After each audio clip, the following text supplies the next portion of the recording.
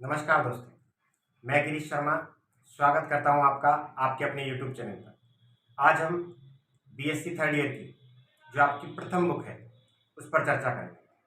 आपकी जो प्रथम बुक है वो मोस्ट ऑफ से आपके जो एसिड बेस जो थ्योरी है पियर्सन वगैरह की उस पर और उप सहसंयोजक यौगिक है डी ब्लॉक की, उनमें संक्रमण तत्वों के बारे में विस्तार से समझाया गया है, जिसमें अपन सीएफटी को बहुत विस्तार से पढ़ते हैं।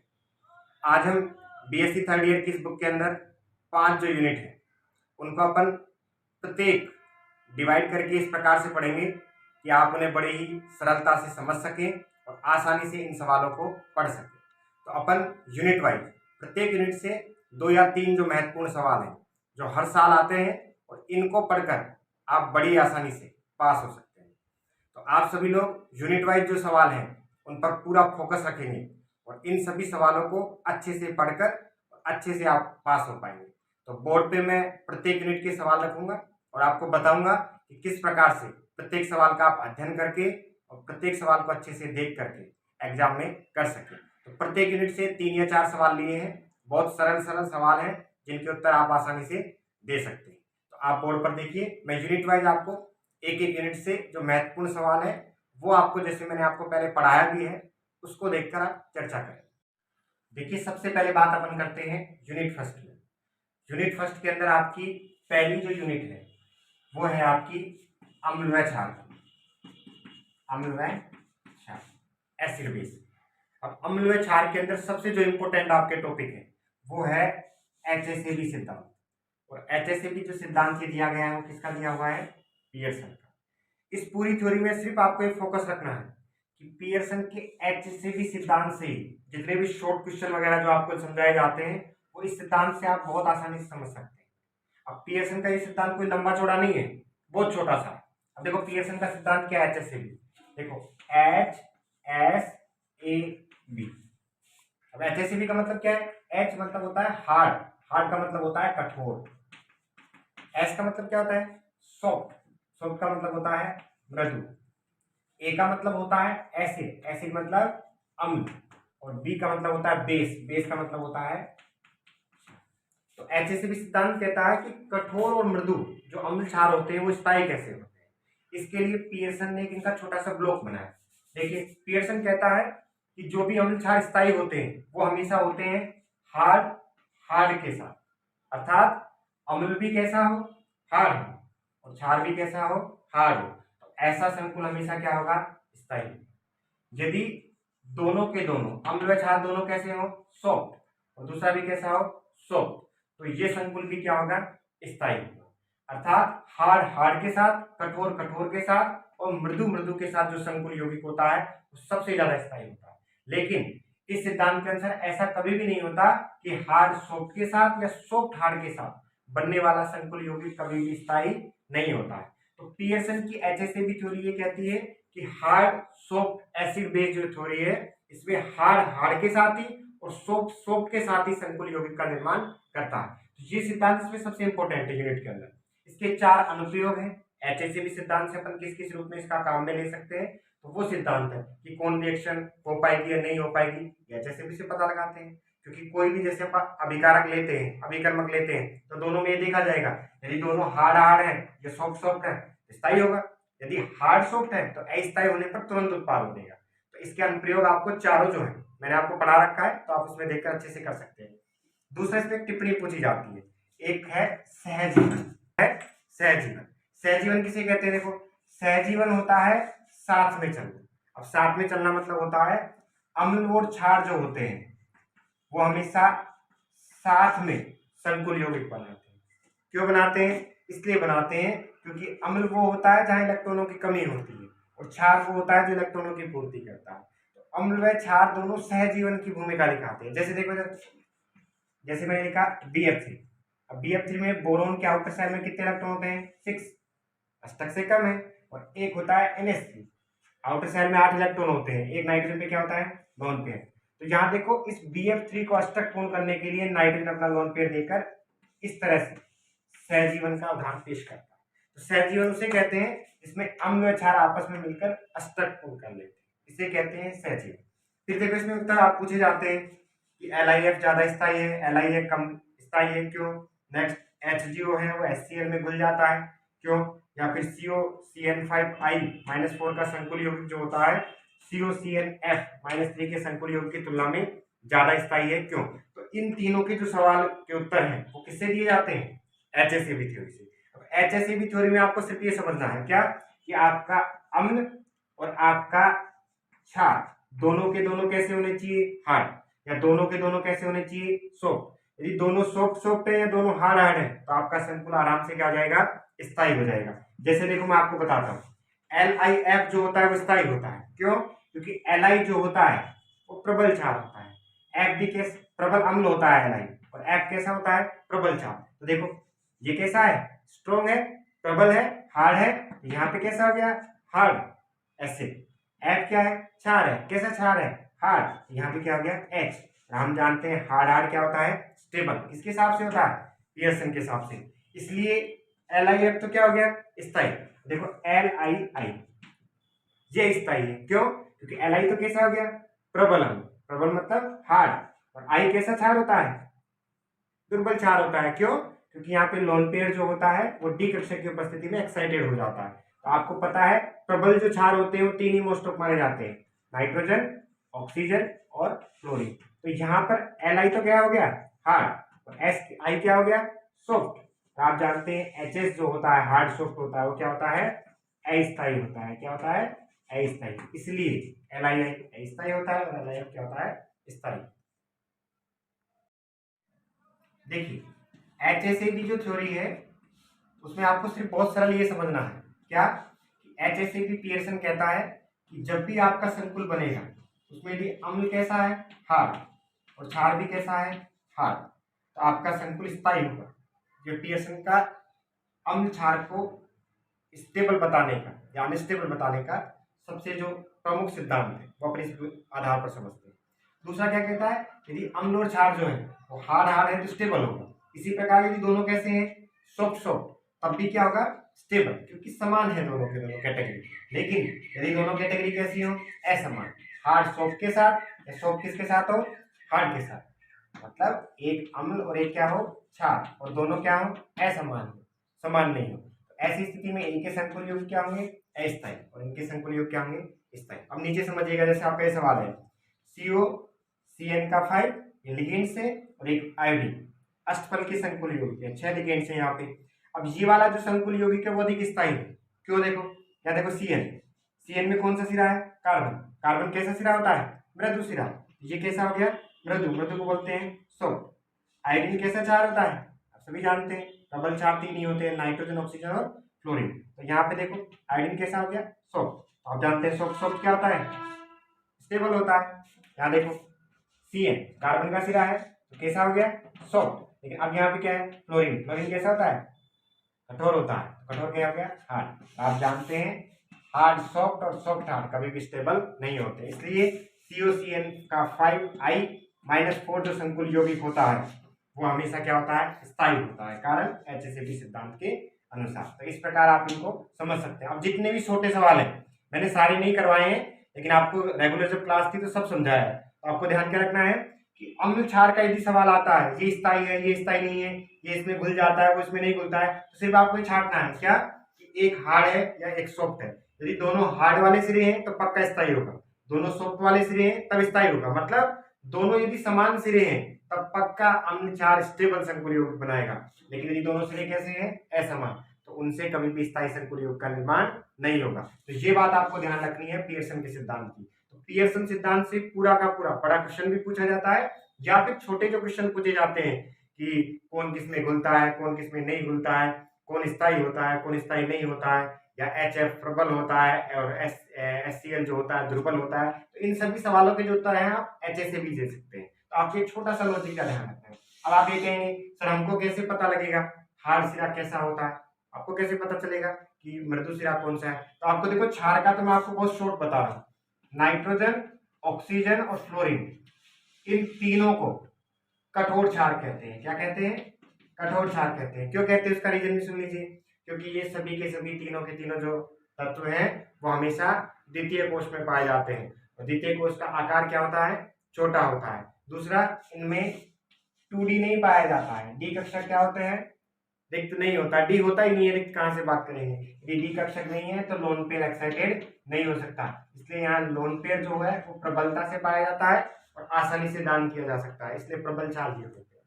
अब रही बात इन तीनों के अलावा जो भी लोन पेयर रखते हैं, अब इन तीनों के अलावा जो भी लोन पेयर रखते हैं उनमें एक कंडीशन होगी, क्या, उनमें रिक्त डी कक्षक पाया जाएगा। जहाँ रिक्त डी कक्षक पाया जाता है वहाँ लोन पेयर एक्साइटेड हो जाते हैं, जैसे इसके नीचे क्लोरीन, ब्रोमीन, आयोडीन, ये तीसरे कोष को, ये चौथे कोष को, ये पांचवें कोष को, तो जहाँ इलेक्ट्रॉन एक्साइटेड हो जाता है, ये सब किस में आते हैं, दुर्बल चाप के अंदर आते हैं। ठीक है, तो आपको ध्यान रखना है प्रबल चार ये तीन ही है, इनके अलावा सभी किस में आ गए, दुर्बल चाप में आ गए। ऐसे ही अम्ल की बात करेंगे तो अम्ल कैसे छांटते हैं, तो इसमें आपको ध्यान रखना है, देखो आवर्त सारणी जो है उसको शॉर्ट तरीके से मैं बता रहा हूँ आपको।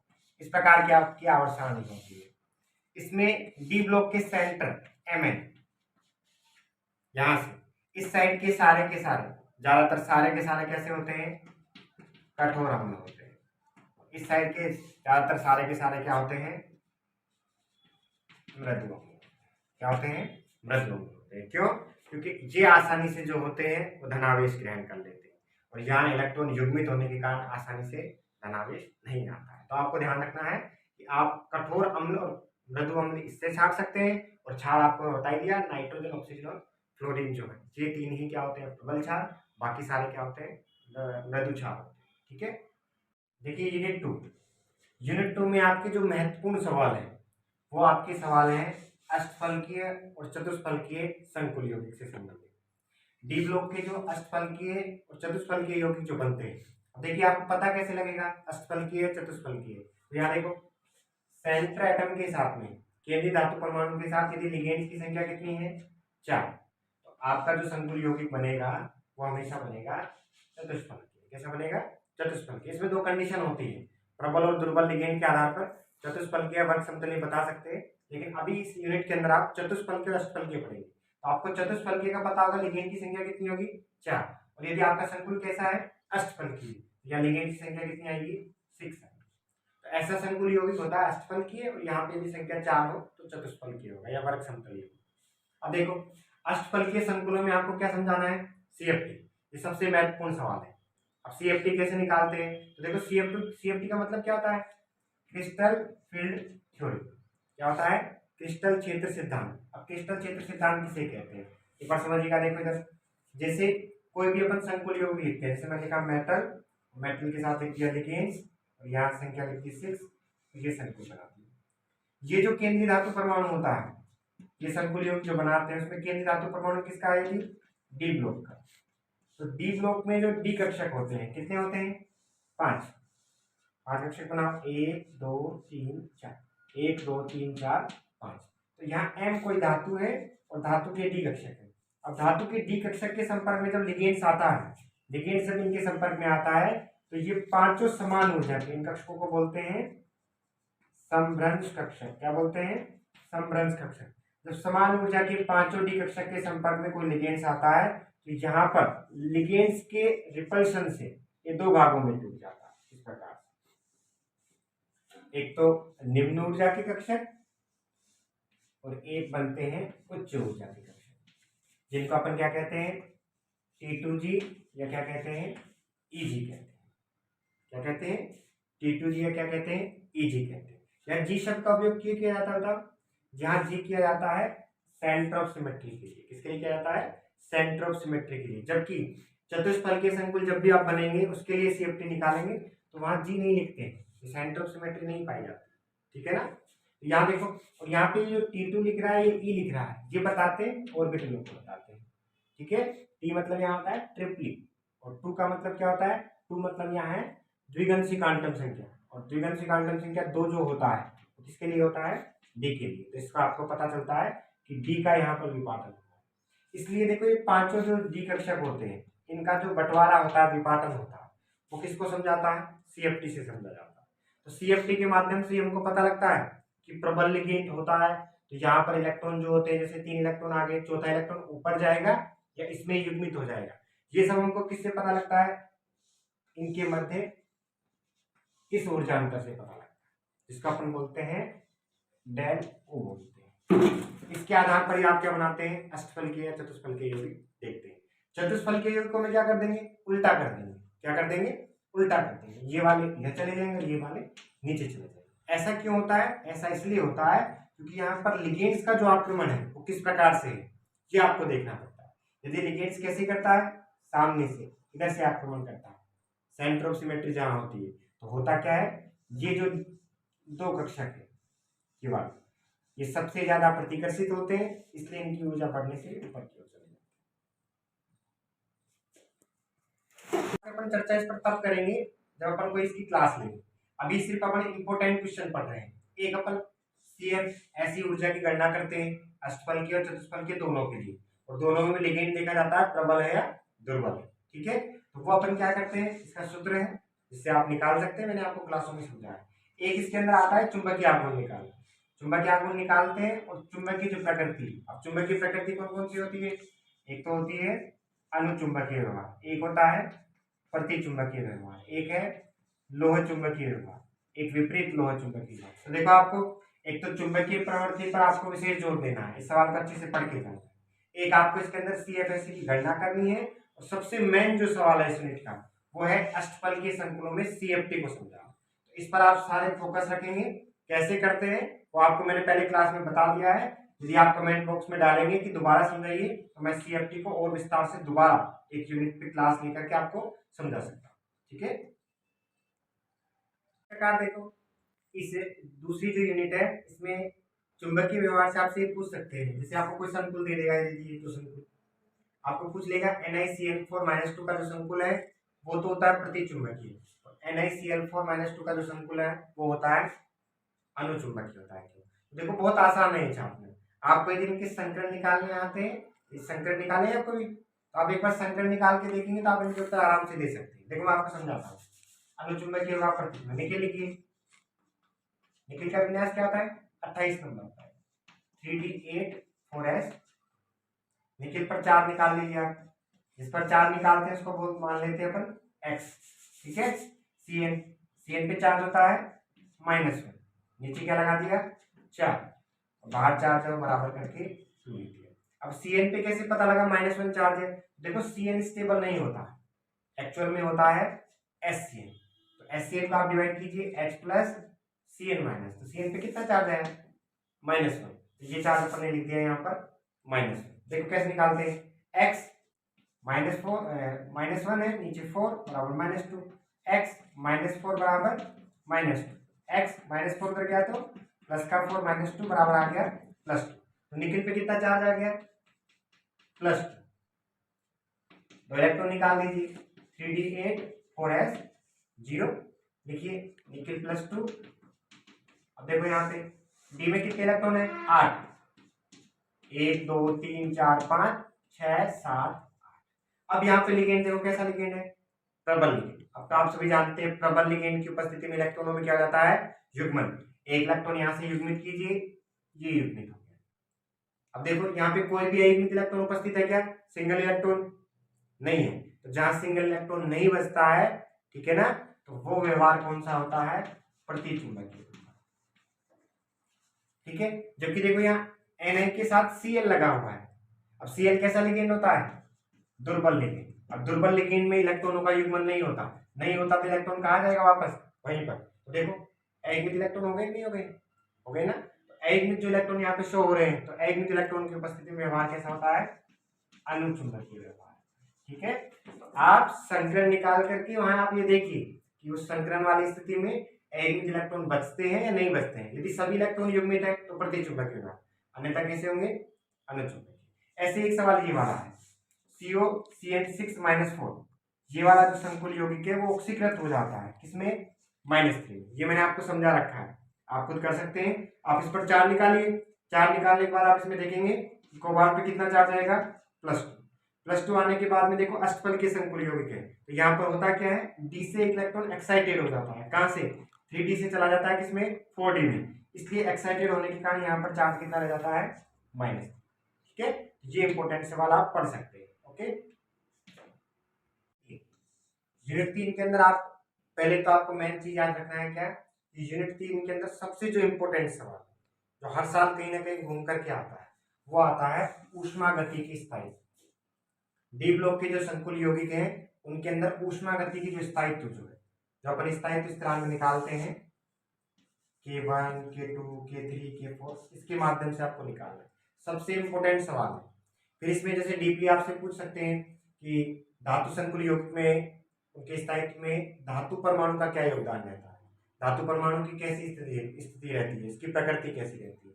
एक धातु संकुल यौगिक में जो लिगेंड्स होता है, इनमें दोनों की, देखो सेंटर एटम के साथ में लिगेंड्स, ये दोनों की स्थिति जो है वो महत्वपूर्ण होती है। मेटल की प्रकृति कैसी है और लिगेंड की प्रकृति कैसी है, दोनों के जो इफेक्ट्स है वो सबसे ज्यादा संकुल के स्थायित्व को समझाते हैं। तो आपको पहले तो इसमें ऊष्मागतिकी पढ़ना है डिटेल से, और उसके बाद में यहाँ पर मेटल लिगेंड की प्रकृति आपको जो बताई गई है, प्रभावित करने वाले जो कारक बोलते हैं, वो आपका अच्छे से ठीक है। एक इसके अंदर छोटा सा थ्योरी आता है LMCT। LMCT आपसे शॉर्ट में शॉर्ट नोट्स के रूप में पूछ सकते हैं। L मतलब होता है लिगेंड, M मतलब मेटल, C मतलब चार्ज और T मतलब transfer. Ligand metal charge transfer कैसे होता है, जैसे देखो, जैसे लिगेंड से मेटल की ओर आवेश कैसे दिया जाता है, देखो इधर, जैसे मैं कोई संकुल यौगिक लिख देता हूं NiCO4, तो देखो कैसे ट्रांसफर होता है। निकिल है, सेंटर एटम लिख दिया, डी के 5 कक्षक होते हैं, बनाइए 1 2 3 4 1 बना दिए 5, 8 3D8 विन्यास होता है, 8 इलेक्ट्रॉन का, तो ये बन दिए, ठीक है। ये सीओ लिख दो, C डबल बॉन्ड, एक लोन पेयर बच गया। देखो सबसे पहले लिगेंड के द्वारा यहाँ पर चार्ज दिया जाता है खाली डी कक्षक, ठीक है। ऐसी स्थिति में कार्बन के ऊपर जो खाली कक्षक रिक्त बचा रहता है, उसकी पूर्ति के लिए क्या करता है, मेटल अपना स्वयं का जो लोन पेयर है वो इसको पूर्ति करवा देता है। इसलिए इसको अपन क्या बोलते हैं, देखो ये डी कक्षक है, किसका है, मेटल का, कौन सा वाला है, डी। यहाँ पे कौन है, कार्बन, कार्बन किस कौन सा कक्षक है, पी, और दोनों से कौन सा बंध बन रहा है, पाई, इसलिए अपन इसको बोलते हैं डी पाई पी पाई बॉन्ड भी कहते हैं, क्या बोलते हैं, डी पाई पी पाई बॉन्ड बोलते हैं। इनको अपन LMCT से पढ़ते हैं। दूसरा इसमें देखो रंगों की व्याख्या, आप सभी जानते हैं संकुल युग में रंग की जो व्याख्या होती है दो प्रकार से होती है, एक तो DD संक्रमण से, एक होती है CTS से। तो ये मैं आपको बहुत विस्तार से क्लास में पढ़ा चुका हूँ।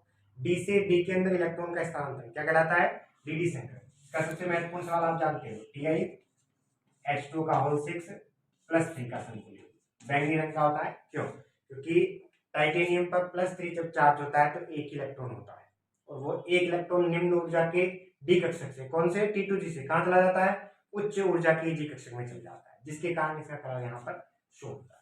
ये महत्वपूर्ण सवाल है, जिसे लोपार्चन नियम है टिप्पणी के रूप में, ये आप पढ़ सकते हैं यूनिट 3, ठीक है। देखिए यूनिट 4 जो है और 5 जो है बहुत सरल है, छोटी है। एक तो आप में इसमें ओलिफिन यौगिक के टिप्पणी के रूप में आप ये पढ़ सकते हैं, बहुत थ्योरेटिकल है, मैंने आपको इसके नोट्स भी दिए और अच्छे समझाए भी। एक लिथियम की जो एल्किल लिथियम यौगिक है, सुपर ग्रिग्नार जो कहते हैं, वो वाला टॉपिक है, ये फर्स्ट ईयर में भी था। और एक है इसमें जिसेल लवण, प्लेटिनम धातु के साथ जो जिसेल लवण बनती है उसकी संरचना बनाते हैं अपन, ठीक है। जब प्लेटिनम की क्लोरीन और एथीन के साथ जब अभिक्रिया करवाई जाती है तब बनाया जाता है।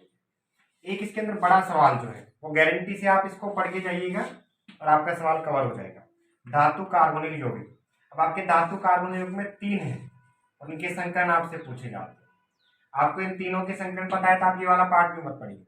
एक तो है निकिल के साथ में कार्बोनिल का NiCO4, एक है आयरन के साथ CO5 ये वाला कंपाउंड, और एक है क्रोमियम के साथ में CO6 अष्टफल ये वाला। इन 3 में से 100% एक पक्का आएगा आपके, और आपको इनके संकरण निकालने आने चाहिए। यदि आप इनके संकरण निकाल सकते हैं तो आप बहुत अच्छे से इनको पढ़ सकते हैं। अब इसमें आप एक चीज में मात खा जाएंगे, सर हम तो सीधे देख के निकाल सकते हैं, लेकिन आपको यहाँ पर पता होना चाहिए यहाँ कार्बोनिल जो समूह है उसकी प्रकृति अलग है। ये कार्बोनिल जो समूह है CO वो एक तो इस प्रकार से लिखा जाता है कार्बन मोनोऑक्साइड के रूप में, या इसको अपन कार्बिन के रूप में बोल सकते हैं, और एक ही लिखा जाता है कार्बन ट्रिपल बॉन्ड के रूप में, जिसमें तीसरा बंध ऑक्सीजन लोन पेयर को डोनेट करता है। किसको डोनेट करता है, कार्बन के खाली कक्षक में। तो आपको पहले तो इंपॉर्टेंट ये पता होना चाहिए कि कार्बोनिल समूह की 2 प्रकार से प्रकृति होती है। यदि ये प्रकृति आप जानते हैं तो बहुत अच्छे से ये कर पाएंगे। आपको मैं एक बार समझाने का प्रयास करता हूँ। क्लास में तो आपको मैंने समझाया था C डबल बॉन्ड O, जिसमें ऑक्सीजन की 2 वैलेंसी पूरी हो गई। ठीक है, आप जानते हैं ऑक्सीजन पे क्या पाए जाते हैं, लोन पेयर पाए जाते हैं, 2 लोन पेयर होते हैं। ठीक है, कार्बन 4 बंध बनाता है, 2 बंध ये हो गए, 2 कक्षा खाली रह गई, ये 2, एक में इसके लोन पेयर शेष रह गए। अब देखो ये कक्षा खाली है, यदि ऑक्सीजन यहाँ पर लोन पेयर डोनेट कर देता है तो यहाँ पर आसानी से तीसरा बंध बन जाता है। और ये लिखा जाता है कैसे, C ट्रिपल बॉन्ड O और ये लोन पेयर का इस प्रकार से। तो एक तो CO इस प्रकार से रहता है, और एक कैसे बनता है, ये एक बनता है C डबल बॉन्ड O, जब ऑक्सीजन अपना लोन पेयर नहीं देता। तो ऐसी स्थिति में देखो कार्बन अपना लोन पेयर डोनेट कर देता है, और कार्बन के जो खाली कक्षक है इसमें मेटल के द्वारा दिया जाता है, जिसे अपन बोलते हैं D पाई P पाई। क्या बोलते हैं, D पाई P पाई। कुल मिला के कहना क्या चाहता हूँ आप समझिएगा। देखो C डबल बॉन्ड O के रूप में जब ये लिखा जाएगा तब ये हमेशा मेटल के साथ कौन सा बंध बनाएगा, D पाई P पाई बंध बनाएगा। ठीक है, जिसे बैक बॉन्डिंग भी कहते हैं। और यदि ये किस प्रकार से लिखा जाता है, C ट्रिपल बॉन्ड O के रूप में, तब केवल एक उपसहसूचक सिग्मा बंध का ही निर्माण होगा। देखो आपके महत्वपूर्ण सवाल, आप ये वाला पार्ट पढ़ लेते हैं, NiCO4 ये वाला, FeCO5 वाला या CrCO6 वाला, तो आप इसको भी नहीं पढ़ेंगे तो चल जाएगा। तो ये आपका यूनिट 4 का सबसे महत्वपूर्ण पोर्शन है। ठीक है, इसमें और छोटे मोटी थ्योरी है आप पढ़ना चाहें तो, जैसे EAN rule, effective atomic number आप सभी जानते हैं।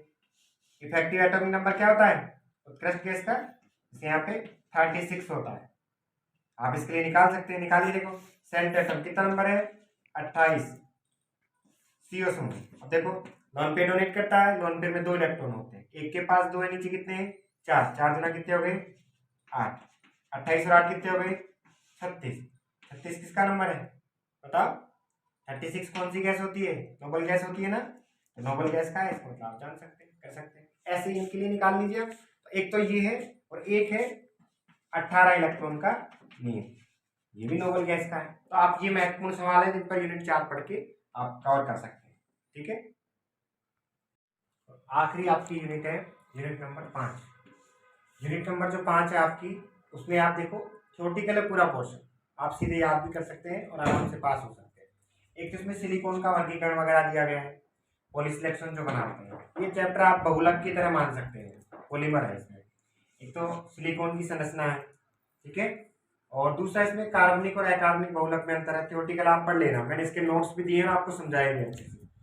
एक इसमें सबसे इंपॉर्टेंट ये बात, ये सवाल तो जैसे मैंने इसमें कहा था ना, धातु कार्बोनिल यौगिक में एक सवाल पक्का आएगा, कौन कौन से में से, NiCO4, FeCO5 और CrCO6, ये 3 में से एक सवाल पक्का आएगा यूनिट 4 में से। तो आप इन तीनों को पढ़ के जाएं, याद रखना है CO की यहाँ प्रकृति अलग है, द्विबंध और ट्रिपल बंध के रूप में। संकलन निकालना मैंने आपको समझा रखा है, फिर भी नहीं समझ में आए तो आप मेरे से पूछ लेना, कमेंट बॉक्स में लिख देना, मैं इससे क्लास ले लूंगा, छोटी सी समझा दूंगा आपको। दूसरा फास्फोनाइट्रोलिक यौगिक जो है 5 मिनट का सबसे महत्वपूर्ण सवाल है, ये भी एक पॉलीमर होता है। फास्फो मतलब फास्फोरस, दूसरा क्या लिख रहा है आगे, नाइट्रिक मतलब नाइट्रोजन, फास्फोरस के साथ नाइट्रोजन लगाना है, नाइट्रोजन लगा दीजिए N, और इसका यौगिक बनता है क्लोरीन के साथ, फास्फोरस नाइट्रोजन और क्लोरीन लगा दीजिए, Cl नाइट्रोजन 3 बंध बनाता है, 1 2 3, और फास्फोरस एक्साइटेड कंडीशन में 5 बंध बनाता है, 1 2 3 4 5। इसको ही अपन बोलते हैं फास्फोनाइट्रोलिक यौगिक, जिसमें फास्फोरस नाइट्रोजन और क्लोरीन पाए जाते हैं। अब इनका बहुलक होता है, इसमें यदि आप संख्या कितनी लेना चाहें इसको अपन शॉर्ट में लिख सकते हैं NPCl2, यहाँ अपन बहुलक के रूप में नीचे N लगा दें, ठीक है, 2 3 4 5 कितनी भी संख्या में ले सकते हैं। ठीक है, फास्फोनाइट्रिलिक यौगिक जो है वो सबसे इंपॉर्टेंट सवाल है इस यूनिट का। 5 यूनिट में इसकी 2 विधियां हैं, एक तो पुरानी विधि है और एक क्या है, आधुनिक विधि। ये पिछले साल आ गई थी, तब केवल आपको फोकस रखना है पुरानी विधि में। एक आपको इसके कैरेक्टर याद रखना है, चक्रीय संरचना के क्या क्या इसके उपयोग है वो आप कर सकते हैं। ठीक है, आपको यदि पसंद आता है हमारा ये चैनल और आपको यदि समझ में आता है तो आप हमारे चैनल को सब्सक्राइब करें, लाइक करें। ठीक है, धन्यवाद।